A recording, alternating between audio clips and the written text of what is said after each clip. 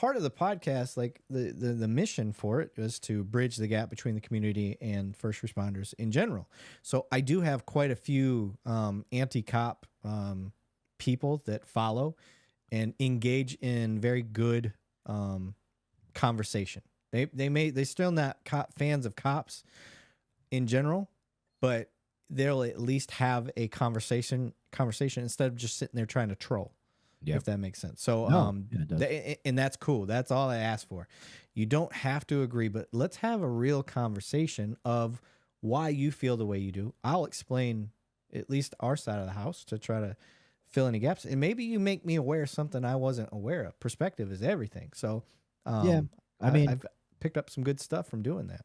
You're not going to be able to change an adult view on anything. That I just don't. Most likely, it's like me trying to tell you to become a Tampa Bay Rays fan. You need to.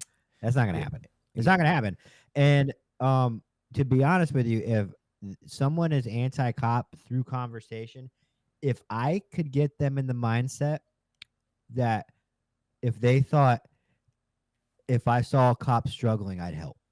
That's all I care about, because in that mind, that cop is now a human being to them. Right. So you could be like, I'm against law enforcement. I'm against the government. I'm whatever. I don't agree with this. I don't agree with that. But through conversation, if somebody was like, you know what, I've met enough good cops.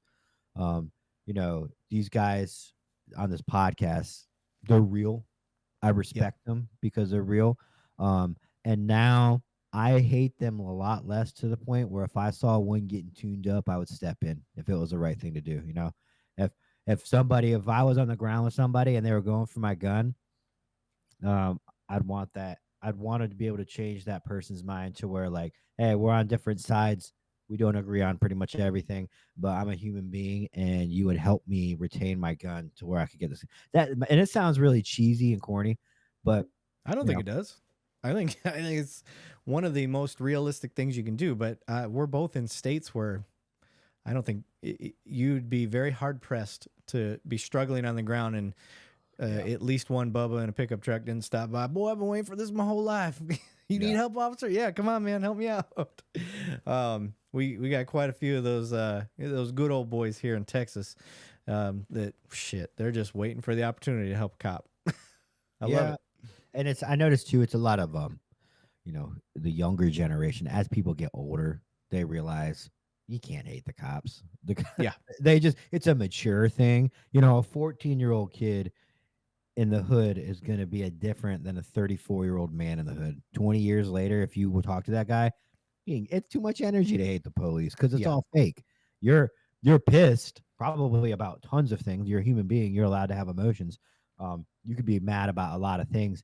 And I think that they realize I'm just getting mad at the face of something.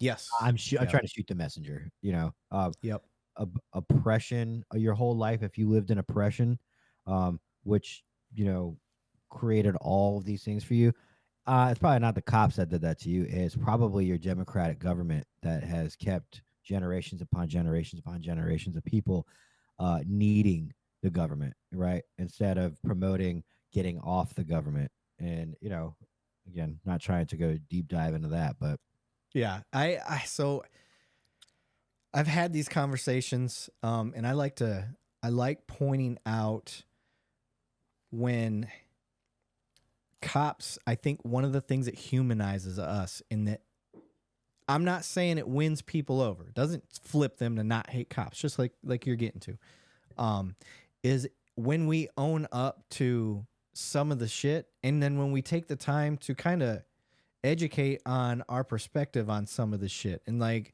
writing traffic tickets, for instance, or doing traffic. I've shared with people a lot, like I still have my original ticket book. I don't write tickets. That's not my thing. And we don't have quotas, but here's the inside that I'll give you, something that you can hang your hat on, because there's something. But one, we don't get paid for writing tickets. We don't get anything from that. It doesn't help us. That money doesn't even go directly to the department. It goes to the city. So at least where I'm at, that's what happens. Yep. So no, I'm not getting a cut for that. Why would I show up to work to put money in their pocket? Yeah. Doesn't help me. I don't give a shit. Yeah. So I don't do that. So, but what I will tell you is those guys that ride the motorcycles, their only job is to do that. So when it comes to evaluation time, if they're not doing that, how are they being evaluated? Mm-hmm. Yeah, there's no other way to evaluate them. I can't tell them they got to go write 70 tickets, but at the same time, when your job is to write tickets and you've been doing it for 6 months and you've only written 2, well, no, there's not a quota, but you sure as hell are evaluated and you may not be allowed to stay on a specialized unit. So you tell me what that is. That's not a quota, no. But you do have an argument, citizens, and this is kind of the thing.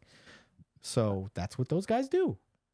I tell people all the time, people, and I'll make fun of a motors guy. I do it all the time. Oh, I do too. But It's not real people, police people have to understand there has to be someone out there enforcing traffic laws. There has to be. I could never go to work like you just said and be like, wow, I can't wait to write tickets today. It just blows my mind. But it has to interest somebody, just like there has to be internal affairs. There has to be. Right. Everybody has to be policed. And, but my calling is not to go out there and make the taxpayers pay money when there's real criminals out there who don't have driver's license, who wouldn't pay a fine even if you find them. They don't care. They're out there breaking the law. So I try to go for those dudes.